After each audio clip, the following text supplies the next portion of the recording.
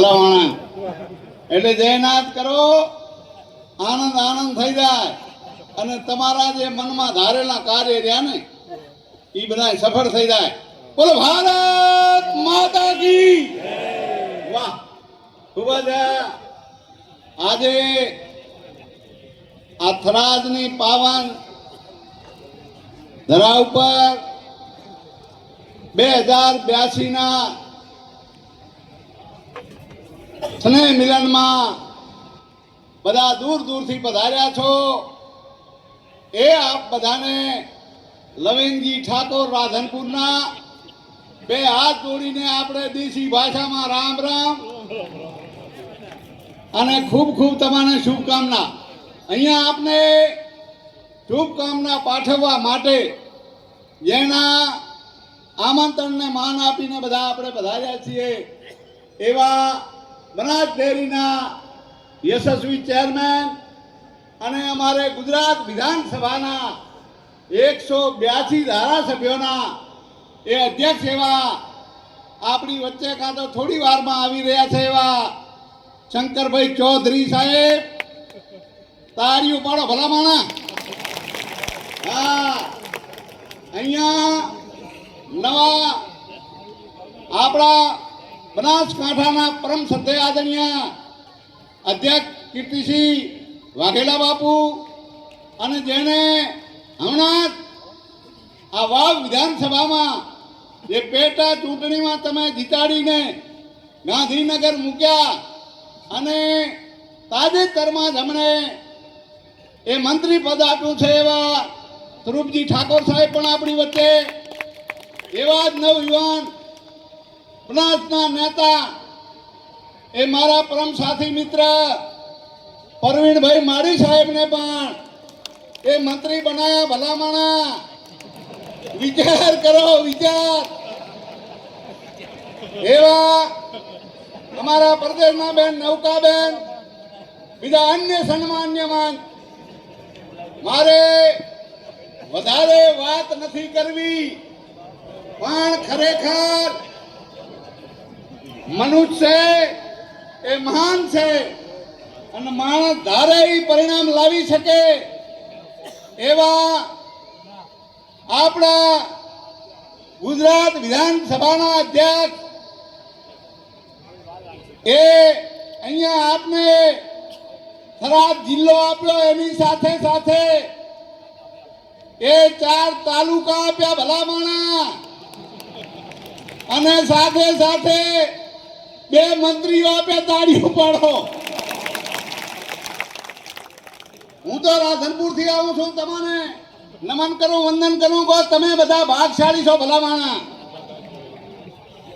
અમે તો જૂનું બનાસકાંઠામાં છીએ અને તમારાથી વાત મૂકી દઉં કે અમારી વાત પણ એ ગાંધીનગરમાં માન્ય અધ્યક્ષ સાહેબની ચેમ્બરમાં અમારા પણ કામ થાય. ભલામણ તાળીઓ પાડો. હા, સાચી વાત કહું.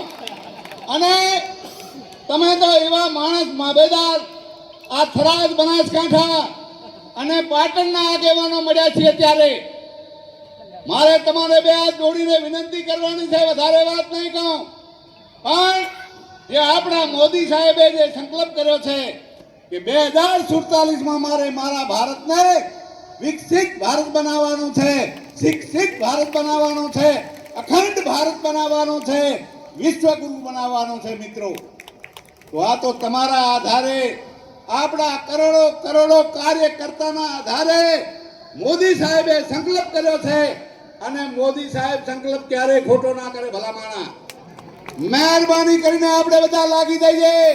ઘર ઘર સ્વદેશી, હર ઘર સ્વદેશી, સ્વદેશી આપણે અપનાવીએ અને મોદી સાહેબે જે સંકલ્પ કર્યો છે એને આપણે બધા સાથે મળીને એને પાર ઉતારીએ. કારણ કે આપણા ઉત્તર ગુજરાતના નહીં પણ ગુજરાતના અધ્યક્ષ ખરેખર એ માન્ય શંકરભાઈ ચૌધરી સાહેબ, એના વખાણ કરવા માટે આપણી પાસે શબ્દો નથી. અને એમની વાણી તમે જોજો, એક મહાપુરુષોની વાણી હોય, એવી લોકહિતની વાત હોય કે આધ્યાત્મિકની વાત હોય, એ વાતને ભેગી વણીને વાત કરે ભલામણા આપણાને સાચું જીવન બતાવે એવી વાત કરે એવા આપણને અધ્યક્ષ મળ્યા છે. એટલે અત્યારે થોડુંક વધારે બોલાઈ ગયું તો માફ કરજો, પણ મારી ખૂબ હાથ જોડીને આ બધાને વિનંતી કરું અને આપણું આ નવું વર્ષ એ નિરોગીમય, તંદુરસ્તમય અને સુખદાયક નીવડે એવી હું લવિંગજી ઠાકોર આપને બે હાથ જોડીને વિનંતી કરું અને શુભકામના પાઠવું. બોલો ભારત માતા કી. ધન્યવાદ. થરાદ તાલુકા ખરીદ વેચાણ સંઘના ચેરમેન જીવરાજબાને વિનંતી છે કે આપ શુભકામનાઓ પાઠવશો.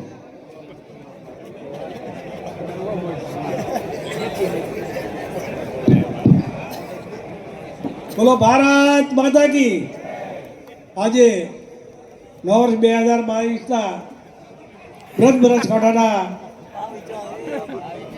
સ્નેહ મિલન કાર્યક્રમમાં આપણી વચ્ચે ઉપસ્થિત આપણા ભારતીય જનતા પાર્ટીના પ્રમુખ શ્રી કીર્તિસિંહજી, બંને મંત્રીઓ પૂર્ણભાઈ અને સ્વરૂપજી, આપણા માજી સાંસદ પરબતભાઈ પટેલ સાહેબ, સન્માનીય મંચ અને આમંત્રણને માન આપીને પધારેલા વીરામાજી સર્વે કરકતા ભાઈઓ, યુવાનો, વડીલો અને પત્રકાર મિત્રો, આપણા રોમારજ વખતથી સ્નેહ મિલન દિવાળીને બીજા દિવસે બેસતો વર થાય, દરેક એકબીજાને મળે અને પોતાના સુખ સંપત્તિ અને માટે પ્રાર્થના કરે અને દરેકને દીર્ઘાયુ બધી પ્રભુની પ્રાર્થના. રામ રામ.